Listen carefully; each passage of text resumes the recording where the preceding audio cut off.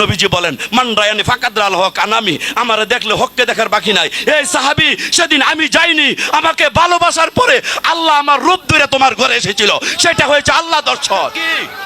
এই দেশের আলেম ওলামারা আপনাদের ওয়াজ আজকে করি, আপনারা বলেছিলেন নবীজিকে সাহাবা স্বপ্নে দেখেছিলেন, বলেন নাই? খাজা বাবা বলেছে, তোমরা যদি আল্লাহ দেখতে চাও আমি খাজার চেহারা মুবারকের দিকে তাকাও। এটা তো আমি বলি নাই, বলিশা কালান্দার বলেছেন, আমি বলি নাই। আমি আমার মুর্শিদের খেদমতে শতবার রসুল দর্শন করেছি, রসুল নয় আমি আল্লাহ দর্শন করেছি, তাও তো আমি বলি নাই। জালালউদ্দিন রুমি বলেছেন, খুদ বখুদ মোল্লা সুদ কামেল নাসুদ গুলামে শামসুদ তাবরিজে নাসুদ, আমি কিছু হইতে পারি নাই, শামসুদ তাবরিজের চরণে আমি আল্লাহ দর্শন করেছি, তাও তো আমি বলি নাই। আল্লাহ কোরআনে বলে দিল রসুলের হাত আল্লাহর হাত, এটা তো আমি বলি নাই। পাউডি কি বাইবেলের? পাউডিও তো আল্লাহরই হয়। বেহেশতের মধ্যে যে ফেরেশতারা আদম নবীকে সাজদা করেছিলেন, আমি জানতে চাই ফেরেশতাদের মধ্যে জিবরাইল একজন না? তো জিবরাইল যখন আমার নবীর কাছে ওহী নিয়ে আসছে, তখন কি সাজদা করে নাই? তো বলেন না কেন আপনারা? আর যদি না করে তো জিবরাইলের চাকরি নাই, তাকে চাকরি। সংসদ ভবনে যদি শেখ হাসিনা মাইনুল ভাই ফুলের মালা দিয়ে থাকে, কুমিল্লা গেল শেখ হাসিনা ফুলের মালা পাবে। যদি বেহেশতের মধ্যে আদম নবীকে ফেরেশতারা সাজদা করে থাকে, আদমের চেহারা আল্লাহর চেহারা, আদমের হাত আল্লাহর হাত, আদমের ভিতরে আছে আল্লাহ, আদম জমিনের প্রতিনিধি, এই চারটা কারণে যদি সাজদা দিয়ে থাকে, এই চারটা কারণে তো আমার নবীজির মধ্যে আছে, তাইলে ফেরেশতারা সেদিন সাজদা দিয়েছিল। তাই কোরআনে আসছে, মাথা নতকারীর সাথে মাথা নত করো। মাথা নতকারীর সাথে মাথা নত করো, এই আয়াতের শানে নজুল খুলে দেখুন। আমি এটা গবেষণা করে দেখলাম, জানি রে কি কয়।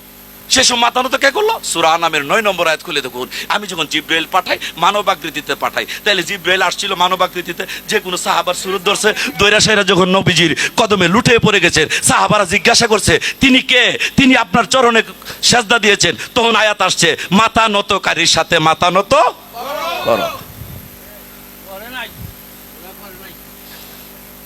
তাইলে আমরা এই যে নামাজ পড়তেছি, রোজা থাকতেছি, হজ করতেছি, যাকাত দিতাছি, কুরবানি দিতাছি, পাঞ্জাগানা নামাজ, তারপর সর্বস্ব 27 সর্বপরাধ, মাথা নতকারীর সাথে মাথা নত করেছেন?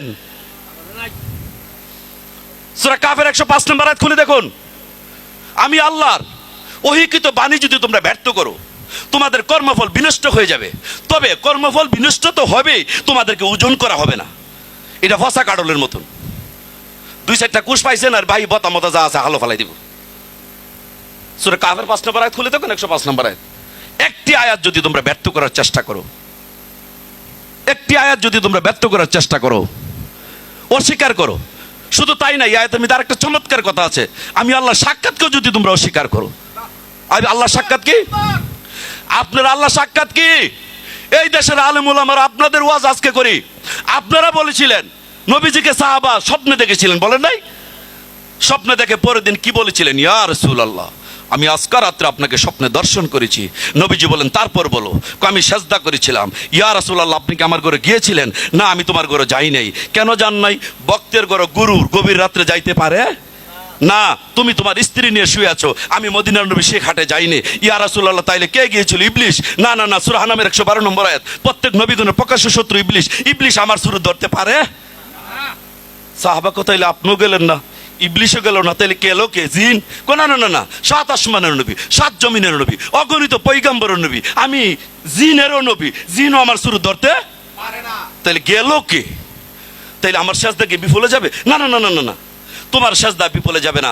জাহান্নামের গেটের মধ্যে, বেহেশতের মধ্যে, ওইখানে লেখা থাকবে সাহাবারা কোনোদিন বেহেশত দুজকে যাবে না, ইবলিশও বেহেশতে যাবে না, আল্লাহ ও নেই বিচার ছাড়বে না, তোমার সেজদা কোনোদিন বিফলে যাইতে পারে না। ইয়া রাসূলুল্লাহ, সেজদাটা আমি কারে দিলাম? নবীজি বলেন, মান রায়ানি ফাকাদ রাল হক আনামি, আমারে দেখলে হককে দেখার বাকি নাই। এই সাহাবী, সেদিন আমি যাইনি, আমাকে ভালোবাসার পরে আল্লাহ আমার রূপ ধরে তোমার ঘরে এসেছিল, সেটা হয়েছে আল্লাহ দর্শন। আমি আপনাদের কাছে পায়ে হাত দিয়ে বলতে চাই, ধরেন কথার কথা, আমার গুরু 10 বছর আগে বিদায় নিয়েছে, মাজার হয়েছে, পাকা ডালাই হয়ে গেছে রড দিয়ে। আমি আজকে রাত্রে গুরুরে স্বপ্নে দেখলাম। কে আসলো আমার ঘরে? গুরু আসছে, এই ডালায় দরজা খুললে আছে না? কে আসলো? সূরার 51 নম্বর আয়াত খুলে দেখুন। আমি আল্লাহ 3 পদ্ধতিতে মানুষের সাথে কথা বলি। 1 নাম্বার ওহির দরজা বন্ধ। 2 নাম্বার দ্রুত পাঠিয়ে, দ্রুত মানে জিব্রাইল। 3 নাম্বার ছদ্মবেশ। আমি স্বপ্ন জারি রেখেছি, স্বপ্ন সম্বন্ধে কেউ যদি মিথ্যা কথা বলে, আল্লাহ সম্বন্ধে মিথ্যা কথা বলা হবে, আমি প্রত্যেকটা গুরুর রূপে রূপে তার ঘরের মধ্যে আমি গুরুর রূপে তার সাথে দর্শন দিই। সেটাই হয় আল্লাহ দর্শন।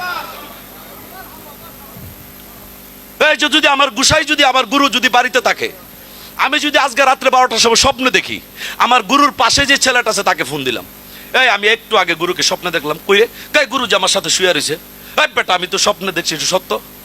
সে বলে না গুরু তো আমার লোকের শৈলী আইসে না, এটাও তো সত্য। 2টা সত্য দেখানো হইতারে না। গুরু আসে নাই সেটাও সত্য, আমি স্বপ্নে দেখেছি গুরুকে, এটাও সত্য। তাইলে আসছিল কে? সূরা আনামের 112 নম্বর আয়াত প্রমাণ করে, যেই ব্যক্তি আদম কাবাই সাজদা নেয়, যেই ব্যক্তি আদম কাবাই সাজদা করে, তার সুরত ইবলিশ ধরতে।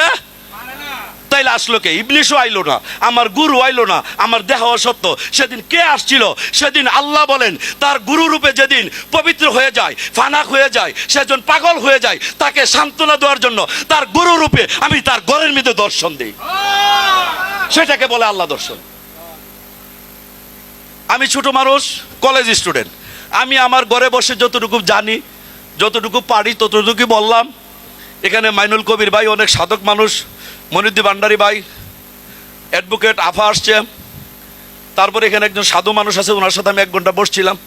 আমি অনেক ভালো ভালো কথা ওনার কাছ থেকে দর্শন করছি, এবং আমার গুরুর কথা ওনার কাছে বসার পরে মনে হয়েছে আমি আপনাদের চরণে ভক্তি রেখে পাক পাঞ্জাতনের খেদমত যেন করতে পারি, ওলি আল্লাহর চরণে যেন থাকতে পারি।